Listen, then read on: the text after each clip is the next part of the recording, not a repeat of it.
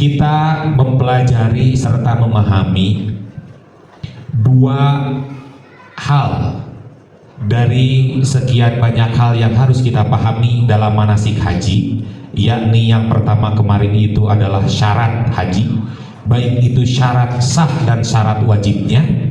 Kemudian dilanjutkan dengan mengetahui rukun-rukun haji, yang mana rukun tersebut adalah komponen yang sama sekali tidak bisa kita tinggalkan untuk menggapai kesuksesan atau kesahan dari ibadah tersebut.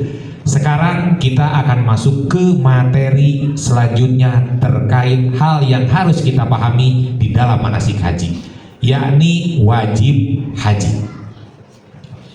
Nah, Bapak Ibu sekalian, ada hal yang berbeda di antara sekian banyak ibadah-ibadah yang disyariatkan kepada manusia, kepada umat Islam.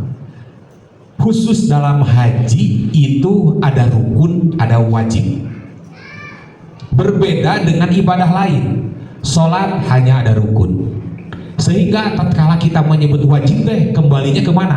Ke rukun. Komponen sholat sama dengan rukun. Tatkala disebut wajib-wajibnya sholat, rukun itu sendiri. Tetapi di dalam ibadah haji berbeda. Ada rukun, ada wajib. Namun pada dasarnya, baik itu rukun ataupun wajib haji, dua-duanya hukumnya wajib. Eta dasar naga. Banyak orang lupa karena dasar itu, sehingga kadang menganggap penting rukun, akan tetapi menganggap remeh wajib. Padahal dua-duanya hukumnya fardu, dua-duanya hukumnya harus dilaksanakan. Salah satu contoh dianalogikan, kita itu sering menyepelekan antara fardu kifayah dan fardu ain. Kita mementingkan fardu ain, tapi kita menyepelekan fardu kifayah karena menganggap bahwa fardu kifayah itu level kedua. Padahal levelnya sama level pertama, wajib. Akan tetapi yang berbeda itu, tatkala ada orang yang mewakili, maka hukum wajib di diri kita itu menjadi tertunai. Bukan berarti tidak ada, tapi tertunai. Namun pahalanya bagi orang yang melakukan. Contoh, Bapak Ibu sekalian, jika ada tetangga yang meninggal, kemudian kita hukumnya fardu kifayah untuk mengurus 4 hal, melaksanakan 4 hal. Kemudian mengkafani, mensolati, dan menguburkan. Hukumnya fardu kifayah. Ari fardu kifayah kan wajib. Tidak mungkin semua orang ikut memandikan karena berhubungan dengan aurat. Maka dipilihlah perwakilan. Tidak mungkin semua orang mengkafani karena berhubungan dengan aurat si mayit. Dipilihlah perwakilan, pak kiainya, pak ustadznya, atau orang yang biasa mengurus orang yang meninggal. Tidak mungkin semua orang bisa melaksanakan atau menguburkan mayit karena sempit. Bilang kabeh kudu lebet kenal yang kubur, itu hal yang tidak mungkin. Hal yang memungkinkan dilakukan oleh semua orang naon? Sholat jenazah. Akan tetapi sangat miris, banyak orang tidak begitu memperhatikan atau tidak mempedulikan. Pas ayah anu ngantunkeun, paling yang sholatnya hanya beberapa orang. Kebanyakan para pengantar mengarahkan di luar. Dah fardu kifayah iya. Padahal fardu kifayah teh fardu. Kan kadang kita sering menganggap enteng, menyepelekan seolah-olah seperti sunat. Tatkala kita melaksanakan, maka pahala yang kita dapatkan itu adalah pahala fardu. Jangan salah. Beberieun anu ngamandian mah ajengan jeung keluargana, beberieun anu ngabajuan mengkafani mah keluargana jeung ajengan, beberieun anu ngasupkeun ka kuburan mah ajengan jeung keluargana. Cing atuh ari salat mah serempat. Karena pahala naon? Pahala fardu, sama dengan sholat, sama dengan ibadah-ibadah lain yang levelnya fardu. Hanya saja pelaksanaannya bisa diwakilkan orang lain gitu unggul. Nah, begitupun dalam ibadah haji. Kenapa saya menekankan hal ini tentang wajib haji itu harus Bapak Ibu laksanakan? Karena yang sudah-sudah bukan hanya di KBH An-Nur, tapi KBIH lain juga banyak jamaah menyepelekan wajib haji. Karena apa? Karena kita lihat definisinya. Wajib haji itu ialah hal-hal yang wajib dilaksanakan di dalam ibadah haji selain rukun haji. Catat, harus dilaksanakan, hukumnya wajib dilaksanakan. Jadi ada dua, ada wajib haji, ada rukun haji. Dua-duanya pegang oleh kita, wajib dilaksanakan serta tidak boleh ditinggalkan. Kalau ditinggalkan berpengaruh terhadap sah atau tidaknya ibadah haji kita, sama dengan rukun.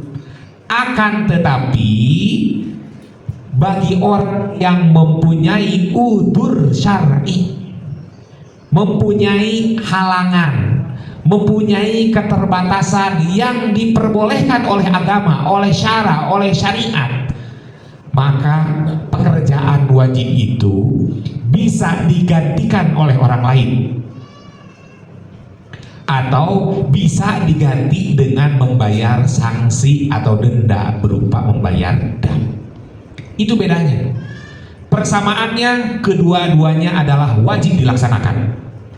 Perbedaannya tatkala ada udzur syar'i, wajib haji itu bisa diwakilkan oleh orang lain dan juga bisa diganti dengan membayar sanksi, membayar denda, atau dalam haji disebut membayar dam. Tapi kuncinya udzur syar'i. Tidak semua orang bisa melakukan itu, tetapi orang-orang yang memenuhi kriteria udzur syar'i. Sedangkan udzur syar'i itu batasannya jelas. Batasannya sudah jelas dalam Al-Quran, ada 5 poin kan udzur syar'i itu. Pertama, orang yang sakit parah, sanes cuman rieut biasa, rieut. Tapi orang yang betul-betul sakit parah. Yang kedua, manula, manusia lanjut usianya, manula teh orang tua, lansia lanjut usia karena punya keterbatasan. Kemudian yang ketiga, orang yang terhalang karena ada peperangan atau perjalanan jauh yang tidak ada kendaraan. Itu yang ketiga. Yang keempat, udzur syar'i itu ialah nifas atau haid atau hamil bagi wanita. Hamil, menyusui, nifas atau haid itu udzur syar'i. Kemudian yang kelima ialah orang yang tertawan, tetiasa kamana-mana, katawan, tertahan, katawan, tetiasa kamana-mana. Itu udzur syar'i. Nah, orang banyak menyepelekan udzur syar'i itu. Jag gua ringkas, usia masih muda, badannya sehat, kemampuan fisiknya mumpuni. Akan tetapi karena hoream, karena ngedul, melontar, diwakilkeun karena rencangan di buruhan. Aduh. Kemudian pangseurna melontar, pangseurna mah karena memang perjalanan luar biasa nyebutnya. Mungkin kalau yang lain mabit dan lain-lain itu bisa dipaksakan, karena kalau tidak ikut ketinggalan rombongan, tidak mungkin tidak ikut. Akan tetapi dalam hal melontar, masya Allah banyak ngaroko di Mina teh. Pas bagian melontar teh, abi mah atos ngawakilkeun cenah. Karena punya uang, mending membayar orang untuk melaksanakan kewajiban itu. Yang penting dirinya tercapai, karena memang perjalanan luar biasa, jalan kaki saja bisa sampai 10 kilo jalan kaki, coba lempengkeun kacimah wae teu sakit. pulang pergi ditambah. Indonesia mah pasti jauh, mungkin caket. Karena begini, jamaah haji Indonesia itu karena jamaah terbanyak, maka tentu ditempatkan di tempat tempatnya terbesar.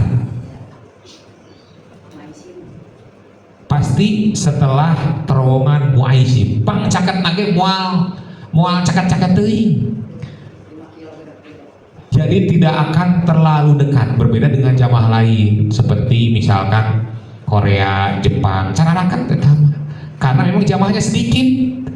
Karena sedikit membutuhkan tempat yang relatif kecil, otomatis bisa dekat. Kalau jamaah haji Indonesia karena jamaahnya terbanyak dan harus dikomplekkan dalam satu tempat untuk memudahkan fasilitasi, transportasi, memudahkan konsumsi, maka ditempatkan dalam satu tempat areanya cukup besar. Namun ada peningkatan. Biasanya Indonesia itu ditempatkan di Mina Jadi. Haji kemarin mantu, alhamdulillah punya di Mina asli gitu. Nantilah akan dijelaskan dinamika di sana, tentu dalam pembahasan yang lebih spesifik terkait wajib haji dan rukun haji.